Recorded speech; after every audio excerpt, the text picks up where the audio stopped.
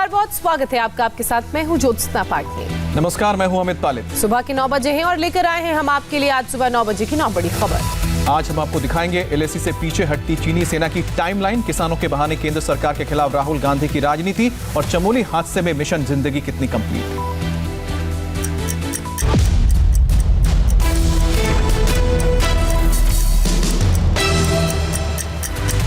दिल्ली के मंगोलपुरी में birthday party में नोकझोंक के बाद बीजेपी युवा मोर्चा के एक कार्यकर्ता की हत्या कर दी गई। चौंकाने वाली बात यह है कि करीब दर्जन भर लोगों ने घर में घुसकर हत्या की इस वारदात को अंजाम दिया।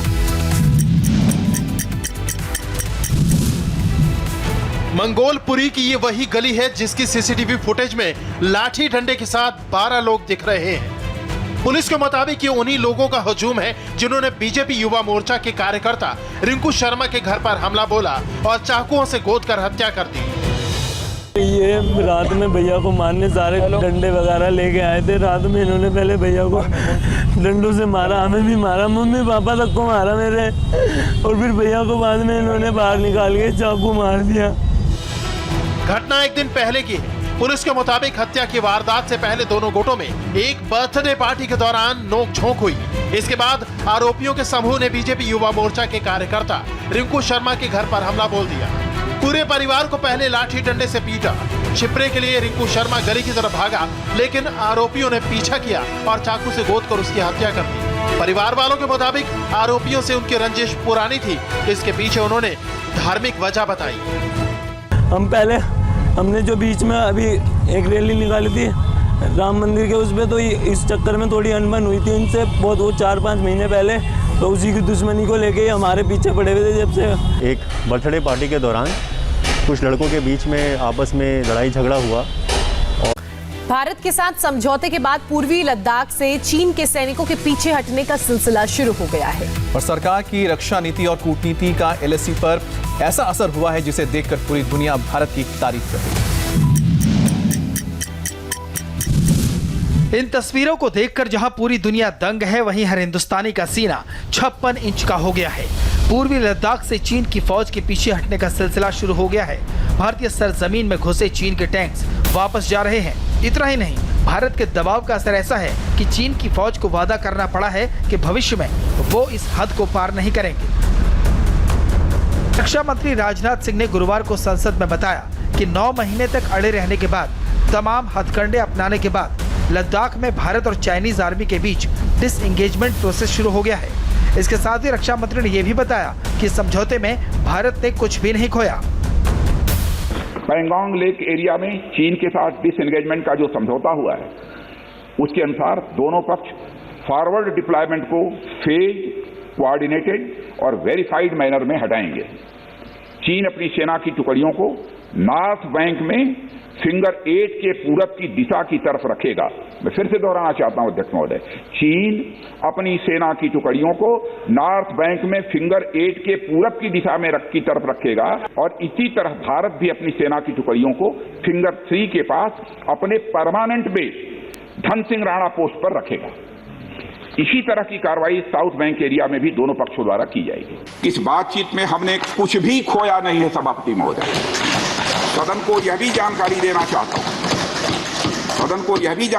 चाहता हूं, अभी भी एलएसी पर डिप्लॉयमेंट तथा पेट्रोलिंग के बारे में कुछ आउटस्टैंडिंग इश्यूज बचे हुए हैं। इन पर हमारा ध्यान आगे की बातचीत में रहेगा। रक्षा मंत्री ने संसद को बताया कि चीन की फौज पूर्वी लद्दाख से वापस लौट रही है। अप्रैल 2020 के पहले वाली स्थिति कायम हो रही है। लेकिन कांग्रेस समेत तमाम विरोधी दल को इस पर यकीन नहीं है। वो अब भी सरकार पर सवाल उठा रहे हैं। सिर्फ देश के रक्षा मंत्री ही नहीं, चीन के विदेश मंत्रालय ने और चीन के डिफेंस मिनिस्टर ने भी कहा कि समझौता हो गया है। चीन की फौज एलएसी से लौट रही है, लेकिन राहुल गांधी समेत कुछ विरोधी इसे मानने को तैयार नहीं है। इधर राजनाथ सिंह ने संसद में लद्दाख बॉर्डर पर हुए समझौते की जानकारी दी और उधर राहुल गांधी का ट्वीट सामने आ गया।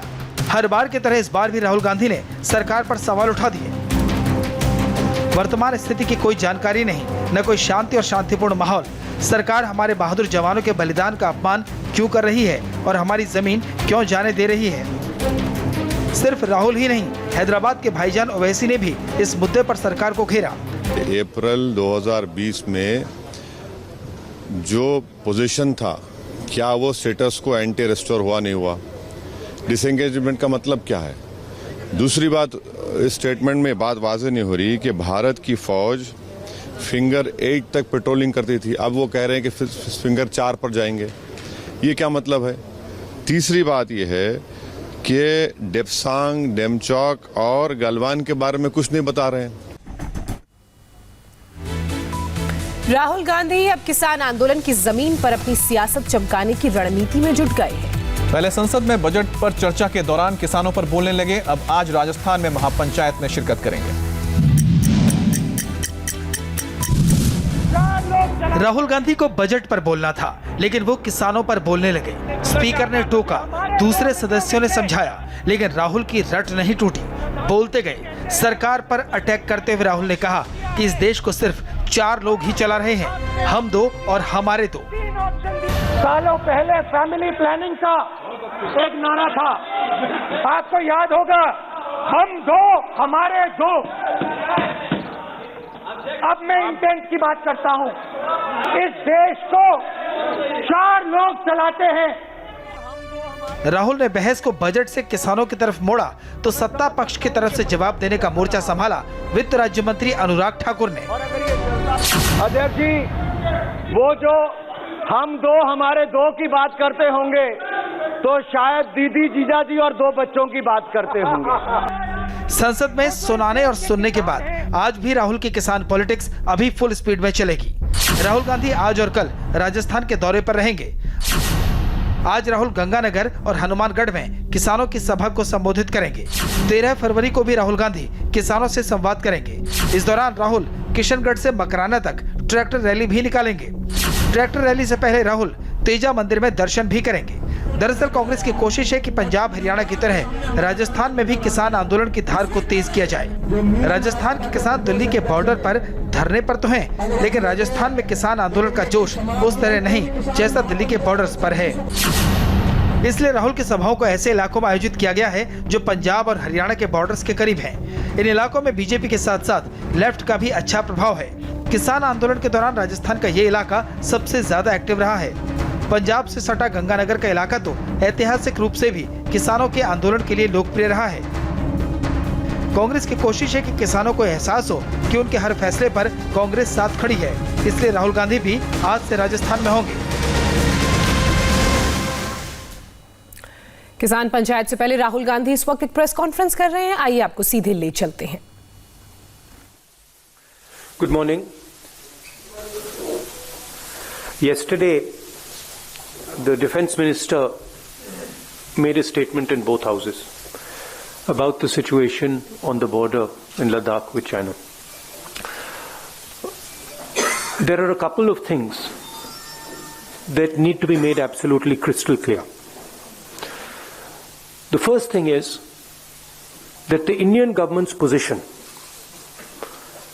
at the beginning of this was status quo ante on April 2020. That is what the government was negotiating for. Now, sheepishly, the defense minister comes and makes a statement. And we find that Indian troops are now going to be stationed at Finger 3. Finger 4 is our territory. That is where our post used to be.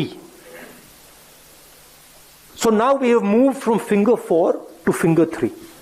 Why has Prime Minister Modi given up Indian territory to the Chinese? This is the question that needs to be answered by him and by the defense minister first. Second, why have Indian troops, after the hard work that they did, capturing Kailash plains, ranges,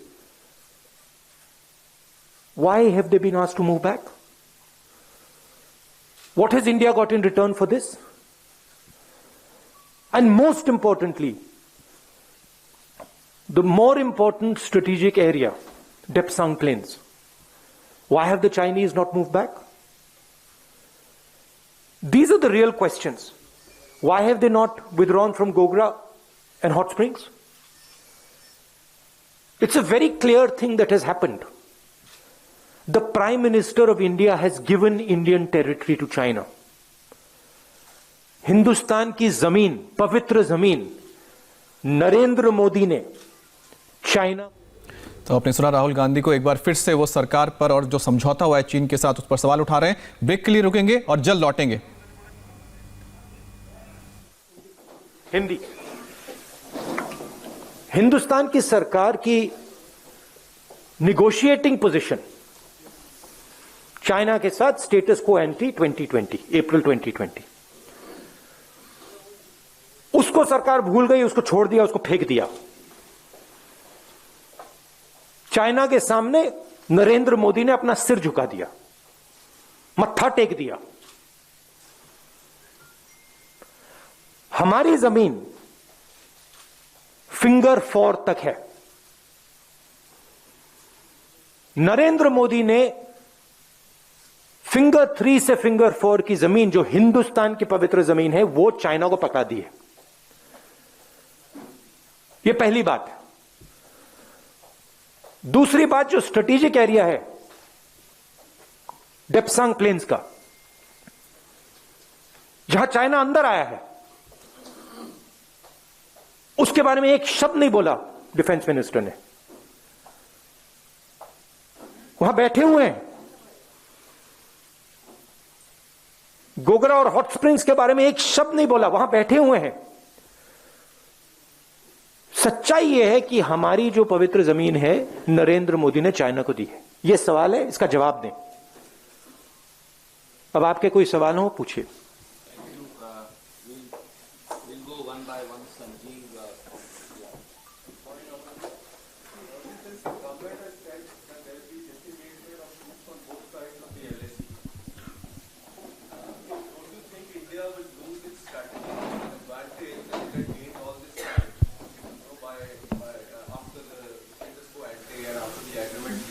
Look, let's get it straight.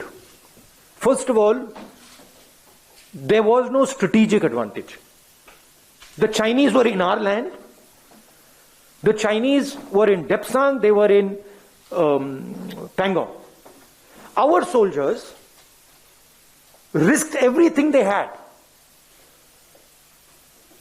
to go to Kailash ranges. That's where the strategic advantage, if any, arose. Now the Prime Minister has given back the land. Status quo ante is irrelevant. Kailash has been given back. And nothing has happened on the key area which China wants, Depsang Plains. This is absolute 100% cowardice. There is nothing else. The Prime Minister is a coward who cannot stand up to the Chinese. That's the fact. रुक रहे हैं एक छोटे से break के लिए, जल्द हाजिर होते हैं।